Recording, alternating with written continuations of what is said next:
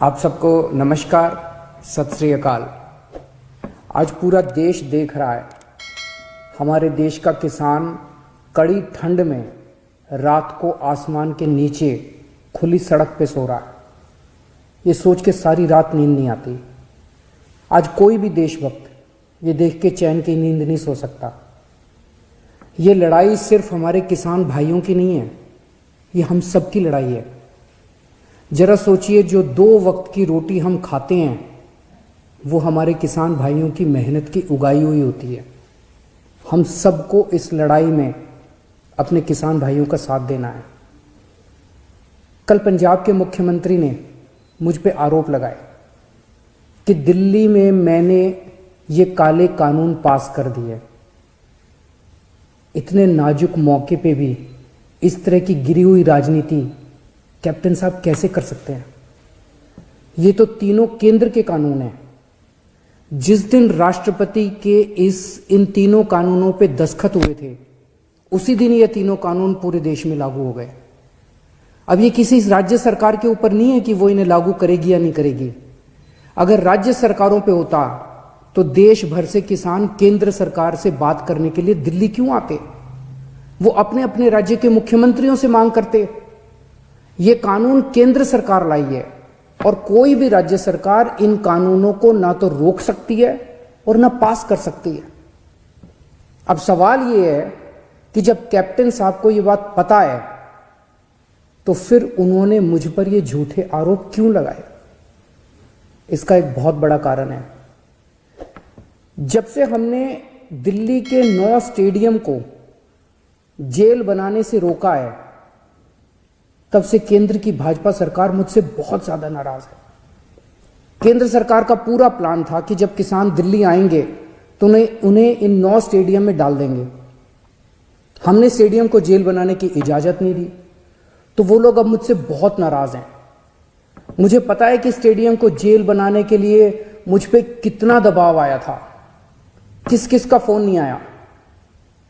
लेकिन जिंदगी में कुछ ऐसे मौके आते हैं जब आप अपने जमीर की सुनते हो, नतीजे की परवाह नहीं करते।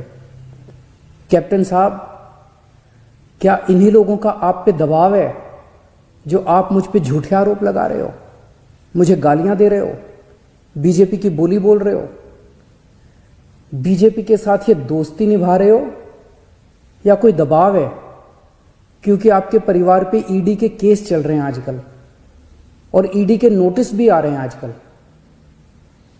कैप्टन साहब के पास ये बिल रोकने के कई मौके आए।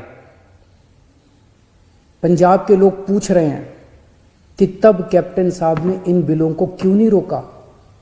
आज से 1.5 साल पहले 2019 में केंद्र सरकार ने ये तीनों काले कानून बनाने के लिए एक कमेटी बनाई थी। उस कमेटी में पता है कौन था? उस कमेटी में कैप्टन साहब थे। कैप्टन साहब, पंजाब के लोग आपसे पूछ रहे हैं कि आपने उस कमेटी में इन काले कानूनों को क्यों नहीं रोका? आपने कमेटी में एक बार भी इन काले कानूनों का विरोध क्यों नहीं किया? आपने बाहर आके लोगों को क्यों नहीं बताया कि केंद्र सरकार इतने खतरनाक कानून बनाने जा रही है? कैप्टन साहब, आपके पास 1 नहीं, 2 नहीं, 3 नहीं, इतने मौके आए जब आप इन बिलों को रोक सकते थे।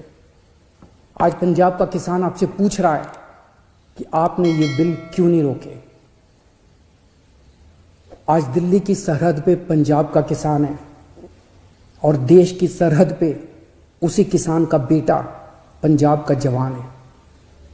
अभी कुछ दिन पहले पंजाब के एक किसान सरदार कुलवंत सिंह जी दिल्ली की सरहद पे बैठे हुए थे और खबर आई कि उनका 22 साल का जवान बेटा सुखबीर सिंह बॉर्डर पे देश के लिए शहीद हो गया। इस सब के बीच जब कुछ लोग आए दिन किसानों को आतंकवादी बुलाते हैं, देशद्रोही कहते हैं, तो मैं सोचता हूं कि बॉर्डर पर उन जवानों पर क्या बीतती होगी जिनके किसान माँ बाप को आतंकवादी कहा जा रहा है। आज हम सबको तय करना होगा कि हम देश के किसानों के साथ हैं या उन्हें आतंकवादी कहने वालों के साथ हैं। मेरी सभी देशवासियों से अपील है कि हर देशभक्त किसानों का साथ दे।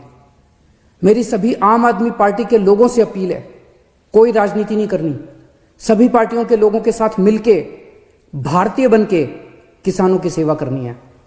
राजनीति करने को पूरी जिंदगी पड़ी है, अभी बस सेवादार बन के सेवा करो।